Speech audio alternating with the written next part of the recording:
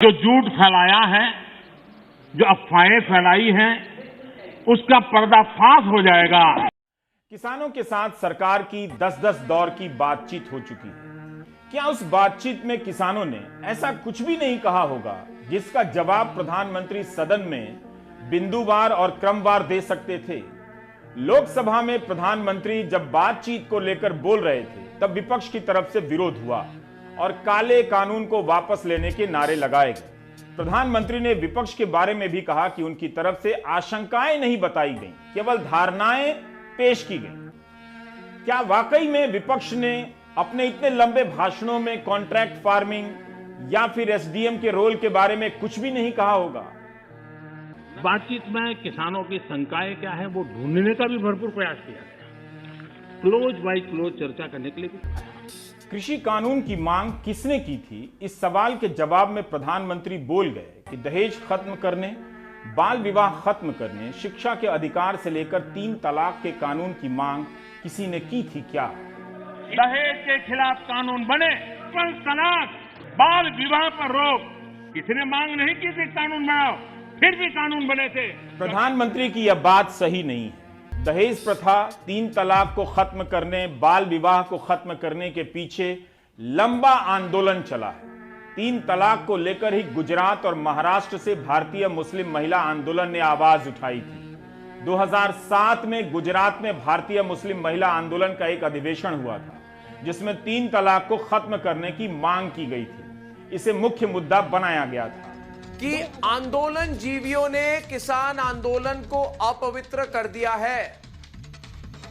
हमें आंदोलनकारियों और आंदोलन जीवियों के बीच का फर्क अब समझना होगा। यह आंदोलन जीवी सिर्फ बोलने में यकीन रखते थे। ये वो जमाना था, ये असली आंदोलन थे।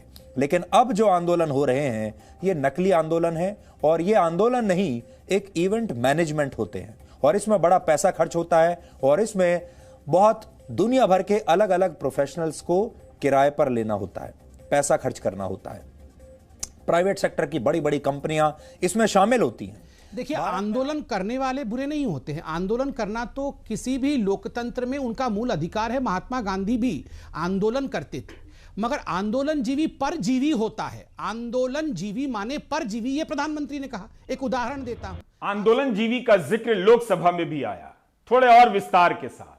प्रधानमंत्री ने साफ किया कि किसान आंदोलन तो पवित्र है, अगर वो पवित्र है तो उसके रास्ते में कांटे और कीले क्यों गाड़ दी गई? लेकिन मोबाइल के टावर को गिरा देना, टोल प्लाजा को रोकना प्रधानमंत्री के हिसाब से आंदोलन की पवित्रता को भंग करना है।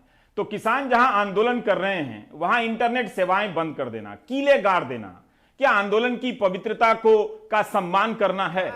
आंदोलन जीवी पर मचे सियासी संग्राम के बीच राम मंदिर निर्माण के लिए धन संग्रह को घसीटने की कोशिश हुई। समाजवादी पार्टी के अध्यक्ष अखिलेश यादव ने लोकसभा में धनराशि जुटाने वाले लोगों को चंदाजीवी कहा तो संत समाज बिखर पड़ा। भोजपुरी में कहावत है, ना खेलब ना खेल देव, खेलबे बिगाड़ब। क्योंकि आज प्रधानमंत्री नरेंद्र मोदी फुल फॉर्म में थे लोकसभा में कि ना खेलब ना खेलन देव, खेलवे बिगाड़ देव। यानी ना खेलूंगा ना खेलने दूंगा, खेल को ही बिगाड़ दूंगा। एक और कहावत है बिहार में, ना खेलन देव, गुच्ची में आके थूक दे। तो आज इसी पर होगी देश की सबसे बड़ी बहस आर पार के अंदर।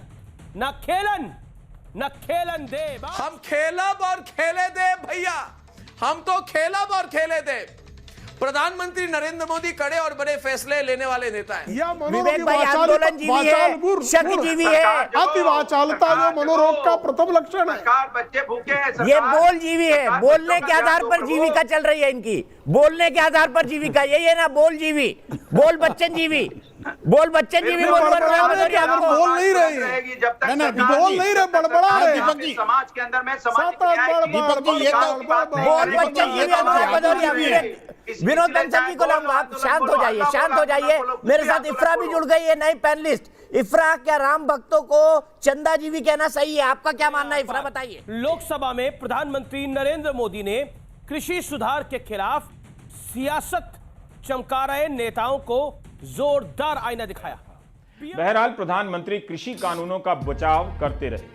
कहते रहे कि बाजार का विकल्प दिया जा रहा है, किसानों पर कोई जबरदस्ती नहीं की जा रही है। लेकिन किसानों का कहना है कि नए विकल्प के नाम पर धीरे धीरे पुराने को खत्म करने की ये योजना है। एमएसपी पाने वाले 99% धान के किसान छोटे और सीमांत किसान हैं। एमएसपी पाने वाले 97% गेहूं के किसान छोटे और सीमांत किसान हैं। जाहिर है एमएसपी की गारंटी मांगने वाले किसान भी छोटे और सीमांत किसान ही।